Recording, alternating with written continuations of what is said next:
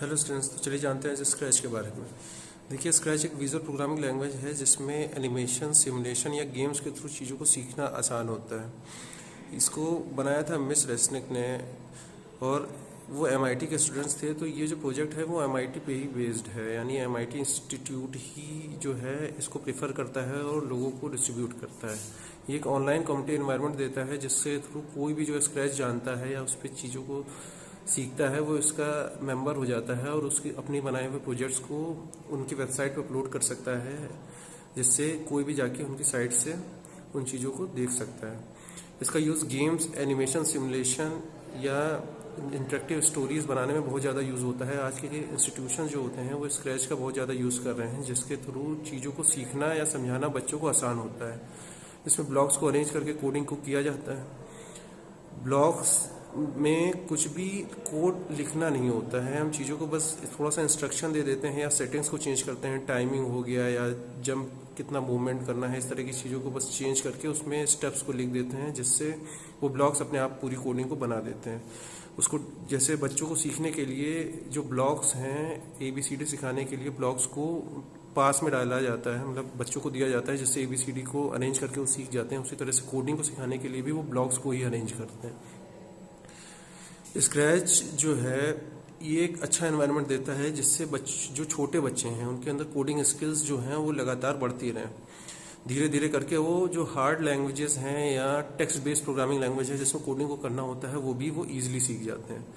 तो चलिए देखते हैं और एक स्क्रैच से जुड़ा हुआ प्रोजेक्ट बनाते हैं, जिसमें हम लोग एक प्रोजेक्ट लेके उसको डिज़ाइन करते हैं।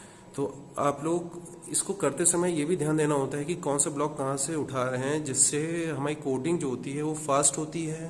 इंस्ट्रक्शन को किस ब्लॉक में है वो इंस्ट्रक्शन ये पता करना आसान होता है और उसको अरेंज करना भी आसान हो जाता है हमारे लिए।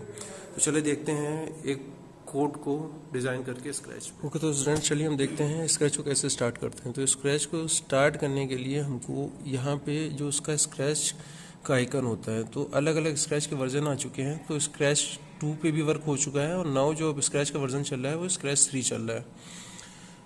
तो हम यहाँ पे भी डबल क्लिक करके स्क्रैच को स्टार्ट कर सकते हैं, इसके आइकन को।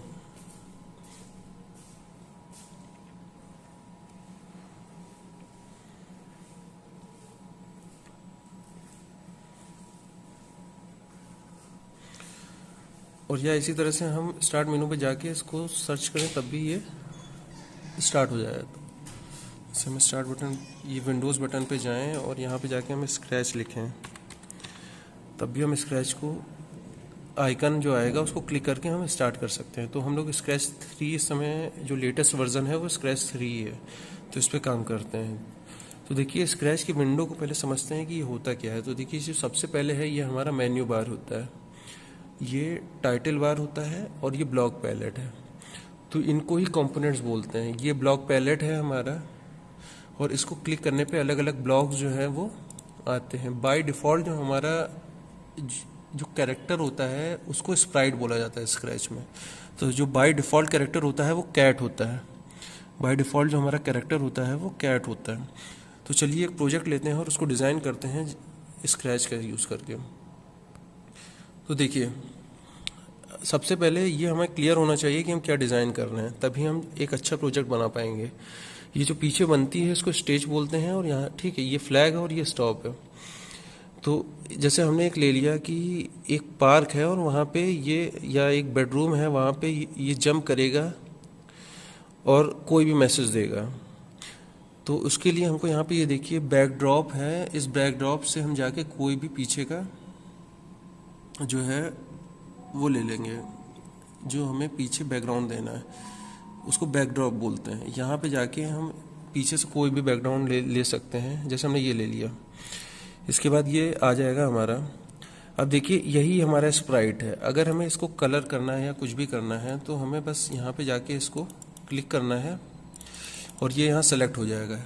ये देखिए यहाँ पे सेलेक्ट होके आ जाएगा। यहाँ पे कॉस्ट्यूम पे जाके हम इसको कलर या जो कुछ भी चाहें वो दे सकते हैं। हम यहाँ से स्प्राइट को अलग भी ले सकते हैं, हम चाहें तो ये वाला ले सकते हैं या ये वाला भी ले सकते हैं। तो हम रनिंग वाला ले लेते हैं। इसके बाद जाके इसको कलर करने के लिए हमको यहाँ पे पेंट सेलेक्ट करना है और यहाँ से जाके जो भी हम चाहें वो इसको कलर दे सकते हैं।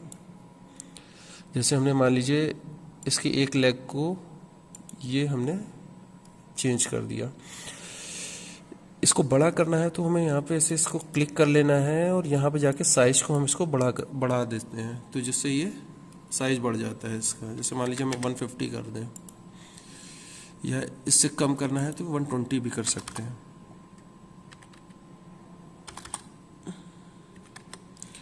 इस तरह से हम स्प्राइट के साइज़ को बढ़ा या घटा सकते हैं। अब हमें इसको देखिए टर्न करना है। हमारा थीम ये है कि ये यहाँ से आएगा, ये उस पर जंप करेगा, इसके बाद यहाँ तक मूव करेगा, फिर यहाँ पे जंप करके चला जाएगा, या फिर ये यहाँ पे आएगा जंप करके, फिर यहाँ पे ऐसे जंप करेगा, फिर यहाँ पे जंप करके उतरेगा और चला जाएगा। इस तरह की चीज़ को हम डिज़ाइन करते हैं। तो इसको करने के लिए देखिए सबसे पहले हम इसको टर्न करना पड़ेगा। टर्न करने के लिए हम यहाँ जाएंगे और इसके बाद यहाँ पे इसका यूज़ करके हम इसको टर्न करा देंगे नीचे। अब हम देखिए इसको सबसे पहले जहाँ पे रखना है वहाँ पे ले जाके इसकी सेटिंग कर देते हैं, इसको वहीं पे रख देते हैं। अब हमारा काम है इसके ब्लॉक्स को अरेंज करना ताकि ये मूवमेंट को करे। तो इसको हमने क्लिक कर दिया और यहाँ पे जाके इसके कोड को क्लिक किया। अब यहाँ से देखिए अपनी थीम के हिसाब से हम सोचते जाएंगे और चीज़ों को अरेंज करते जाएंगे। तो हम चाहते हैं कि ये स्टार्ट कब हो, तो स्टार्ट करने के लिए इवेंट पे जाना है और यहाँ से हम स्पेस भी दे सकते हैं, फ्लैग भी दे सकते हैं। हमने कह दिया कि हम स्पेस दबाएंगे तब ये अरेंज हो। इसको स्क्रिप्ट एरिया कहते हैं और यहीं पे चीज़ों को अरेंज करते हैं। अब इसका काम है मूवमेंट करना है, तो मूवमेंट करने के लिए हम मोशन पे जाएंगे, यहाँ पे ये इतने स्टेप्स आगे बढ़े। फिर हम चाहते हैं कि ये कई बार ऐसा करे, तो फिर कंट्रोल पे जाएंगे और यहाँ पे लूप्स मिलते हैं, ये सारे लूप्स मिलते हैं। एक्चुअली में मुझे कोड याद है जिससे चीज़ों को उठाना मेरे लिए आसान है। इसी तरह से आप लोगों को भी कोड याद होने चाहिए। अब हम एक बार देखिए ये हो गया। इसके बाद अब इसका काम है देखिए यहाँ पे आके जंप करना। तो जंप करने के लिए ये थोड़ा सा वेट भी करे, चलते समय वेट करे, बीच में रुके। तो इसके लिए वेट कमांड जो कंट्रोल पे मिलेगा यहाँ पे ले जाके इसको हम ये भी डाल देंगे और यहाँ पे इसकी टाइमिंग को सेट कर देंगे 0.6 या 8 हम जो भी देना चाहें वो दे सकते हैं। 9 दे दिया मैंने कि थोड़ा तेज चले। इसके बाद इसका काम है यहाँ पे आके जंप करना। तो देखिए हमने पहले इसको दबाया तो ये देखिए आगे मूवमेंट कर रहा है। इस तरह से रन करा के भी अगर हम देखते जाएंगे तो वर्क फास्ट होता है। अब यहाँ पे आएगा, इसके बाद ये जंप करे। तो जंप करने के लिए हमको जाना है मोशन पे, और मोशन पे जाके हम ग्लाइड कर सकते हैं। तो ग्लाइड करने से पहले हम यहाँ इसको सेट कर देंगे कि जहाँ पे हमको ग्लाइड कराना है, और उसके बाद ग्लाइड को उठा के यहाँ पे लगाएंगे। फिर उसके बाद ग्लाइड होके ये फिर से यहाँ पे आए तो फिर यहाँ पे हम यहाँ पे क्या लगा देंगे, ग्लाइड लगा देंगे। यहाँ पे कोऑर्डिनेट्स को अपने हिसाब से सेट करता जाता है। जहाँ पे हम स्टेज पे डालते हैं वहाँ पे कोऑर्डिनेट्स को सेट करता जाता है। फिर यहाँ पे आने के बाद ये फिर से क्या करे, ग्लाइड करे। तो ग्लाइड करने के लिए हमें फिर देना पड़ेगा। तो यहाँ पे पहले यहाँ ग्लाइड करे, तो फिर से हम यहाँ पे जाएंगे और इसके ग्लाइडिंग को दे देंगे। देखिए कोऑर्डिनेट अपने आप से ये चेंज करता जा रहा है। फिर ये यहाँ पे आए और फिर यहाँ पे भी ग्लाइड हो गया है, तो यहाँ पे हम जाएंगे और यहाँ पे दे देंगे। इसकी टाइमिंग को भी हम सेट कर सकते हैं। तो अभी हम 1 सेकेंड ही रखते हैं। फिर ये जंप करें, यहाँ से यहाँ आए और फिर उससे फिर ये नीचे उतरे, नीचे यहाँ पे उतरे। तो फिर हमने यहाँ पे ये लगा दिया। फिर ये मूव कर जाए। तो मूव करने के लिए हमको यहाँ मूव डालना पड़ेगा और ये कितने स्टेप्स मूव करता है ये देने के लिए यहाँ पे रिपीट करना पड़ेगा। रिपीट हम स्टेप्स को कम भी कर सकते हैं। जैसे हम चाहते हैं 10 स्टेप्स ना करें, ये 4 या 5 स्टेप्स करें, तो यहाँ पे 4 दे दिया हमने, ठीक है। फिर 4 स्टेप्स देने के बाद ये फिर से अपनी पहली पोजीशन, इनिशियल पोजीशन पे चला जाए। तो यहाँ पे हम इसको यहाँ पे दे देंगे और यहाँ पे गो टू ऑप्शन होता है मोशन के अंदर। यहाँ पे देखिए ये लगा के इसको दे देंगे। मूव करते समय ये वेट भी करे, तो यहाँ पे जाएंगे और यहाँ पे वेट लगा देंगे। इस तरह से हमने अपने स्क्रिप्ट के हिसाब से इसको चीज़ों को क्या कर दिया, अरेंज कर दिया। यहाँ पे 0.9 ही सेकेंड की ये मोशन को करे। अब देखिए ये हमारा स्क्रिप्ट तैयार है इसकी वजह से। अब हम इसको दबा के देखते हैं कि कैसे रन कर रहा है। तो यहाँ पे हमने इसको दबाया,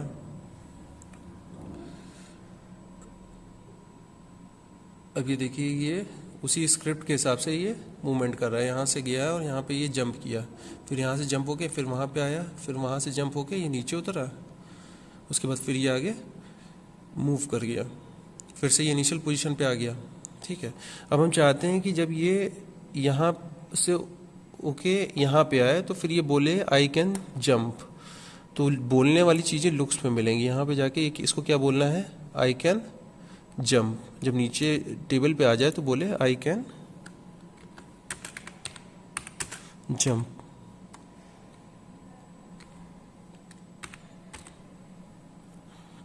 ये बोले 1 सेकंड के लिए, तो ये टाइमिंग भी हम लोग देते हैं, उसी के हिसाब से ये रन करता है। फिर जब ये ऊपर से यहाँ पे आए तब भी ये बोले आई कैन जंप, तो यहाँ पे मैंने यहाँ पे लगा दिया, यहाँ बोले आई कैन, ठीक है, या ओ वाओ बोले।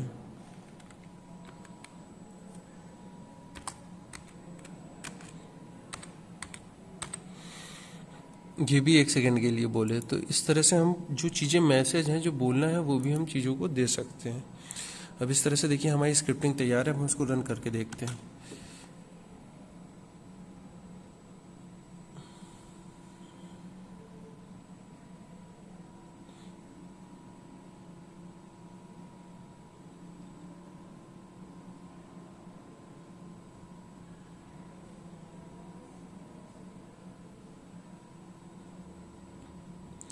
अब देखिए हम चाहते हैं कि बार बार रिपीट करें इस स्टेप्स को, तो हम यहाँ पे कंट्रोल पे जाएंगे और यहाँ पे एक लूप होता है फॉर एवर, इसको लास्ट तक लगा देंगे, तो ये हमेशा भी ये लगातार ऐसा करता रहेगा।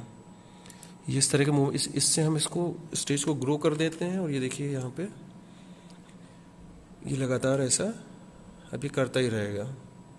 जो हमने इंस्ट्रक्शन दिए हैं उसके हिसाब से ये चीज़ों को वैसे ही करता रहेगा।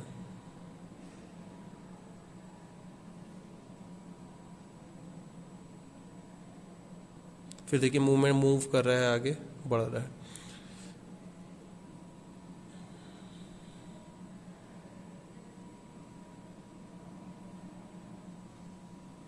हम उसके टाइम को कम भी कर सकते हैं, जैसे ये फास्ट मूवमेंट करे या मोशन को फास्ट करे। तो इस तरह से हम छोटी स्टोरीज या स्टिमुलेशन या एनिमेशंस का यूज़ करके चीज़ों को इंटरेक्टिव बना सकते हैं और लोगों को दिखा सकते हैं। देखिए जैसे ये हमारा मूवमेंट कर रहा है और हम चाह रहे हैं इसको रोकना, तो रोकने के लिए हमको यहाँ पे स्टॉप बटन दबाना पड़ता है। ये स्टॉप है और ये फ्लैग है, इसको गो या फ्लैग बोलते हैं, और ये स्टॉप है हमारा, ये रोक देता है। जैसे यहाँ ये रोक दे तो ये देखिए हमने स्टॉप दबा दिया, ये रोक देगा। हम इसको दबाएंगे, ठीक है। इस तरह से हमें फिर से स्पेस दबाना पड़ेगा तो ये फिर से मूवमेंट करेगा, क्योंकि हमने कौन सा बटन दिया है, स्पेस बटन दिया है आगे बढ़ने के लिए। हमें बाहर आने के लिए या तो यहाँ पे क्लिक करना है या एस्केप बटन को दबा देना है, या तो वहाँ पे कर दें, यहाँ पे हम एस्केप बटन को दबा के प्रेस करें तो हम फिर से बाहर आ जाएंगे अपने स्टेज पे। और यहाँ पे डिज़ाइनिंग ये रन करता रहता है। स्प्राइट को चेंज करने के लिए हमको यहाँ पे जाना पड़ता है और यहाँ से डिफरेंट स्प्राइट को भी ले सकते हैं या उसकी डिज़ाइनिंग को कर सकते हैं। अलग अलग तरीके की स्प्राइट है, उसको क्लिक करके हम लोग पा सकते हैं। तो इस तरह से स्टेज का इस स्क्रैच का यूज़ करके हम चीज़ों को करते हैं। यहाँ पे सर्च किया जा सकता है, जैसे हमें फ़िश चाहिए तो हम यहाँ फ़िश को सर्च करेंगे और जितनी भी फिशेज़ हैं या उससे रिलेटेड चीज़ें जो हमें चाहिए वो ले सकते हैं। हम डिज़ाइन भी कर सकते हैं, हम यहाँ पे जाके चीज़ों को डिज़ाइन कर सकते हैं, न्यू प्रोजेक्ट को डिज़ाइन कर सकते हैं। तो इस तरह से हम स्क्रैच पे वर्क करते हैं और चीज़ों को इंटरेक्टिव तरीके से बना सकते हैं। ओके, तो जितनी भी चीज़ें थी वो चीज़ें हम लोगों ने ले ली हैं। एक बार देखिए, ये क्लिक करने से इंस्ट्रक्शन चेंज होते हैं, अलग अलग चीज़ों को क्लिक करने से उसके इंस्ट्रक्शन बदलते हैं। जितने ज़्यादा इंस्ट्रक्शन याद होंगे उतना प्रोग्रामिंग करना इसमें आसान होता है। हम साउंड भी डाल सकते हैं, पर इस भी यहाँ ये इसको स्क्रिप्ट बोलते हैं। ये जो हमारी बन के तैयार हो जाती है पूरी, इसको हम लोग स्क्रिप्ट कहते हैं। इसी स्क्रिप्ट के हिसाब से हमारा स्प्राइट मूवमेंट करता है। ये स्टेज है, इसी के ऊपर हमने बैकड्रॉप डाला है अपने थीम के हिसाब से। ये देखिए ये स्प्राइट होता है, यहाँ पे क्लिक करने से हम स्प्राइट को डिलीट भी कर सकते हैं या इसको हाइड कर सकते हैं। और ये मोशन या सेटिंग्स को चेंज करने के लिए होता है। ये देखिए यहाँ पे हमारा स्टेज दिखा रहा है बैकड्रॉप, हम अपनी बैकग्राउंड को चेंज भी कर सकते हैं। तो ये था हमारा स्क्रैच जिसमें हम लोगों ने काम किया। हम इसको सेव भी कर सकते हैं, जैसे यहाँ पे जाएं सेव टू योर कंप्यूटर, तो यहाँ पे जाके हम इसको स्क्रैच प्रोजेक्ट है डेस्कटॉप पे, जैसे मान लीजिए हम सेव कर दें या डाउनलोड पे सेव कर दें, तो हमने यहाँ पे इसको सेव कर दिया। अब हम यहाँ पे जाके डाउनलोड पे गए और यहाँ पे ये देखिए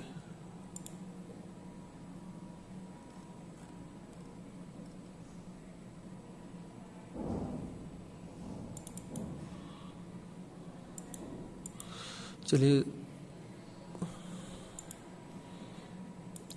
वो फिर से सेव करते हैं। यहाँ पे जाके फाइल पे सेव टू योर कंप्यूटर और यहाँ पे जाके देखिए ये scratch project dot SB3 download में सेव है।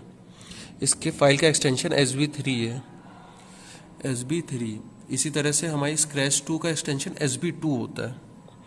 जो जो भी स्क्रैच का वर्जन होता है उसका एक्सटेंशन SB2 होता है। देखिए वो फिर डाउनलोड में है हमारा सेव, यहाँ पे गया है और यहाँ स्क्रैच SB3 है। यहाँ पे जाके हम सर्च भी कर सकते हैं।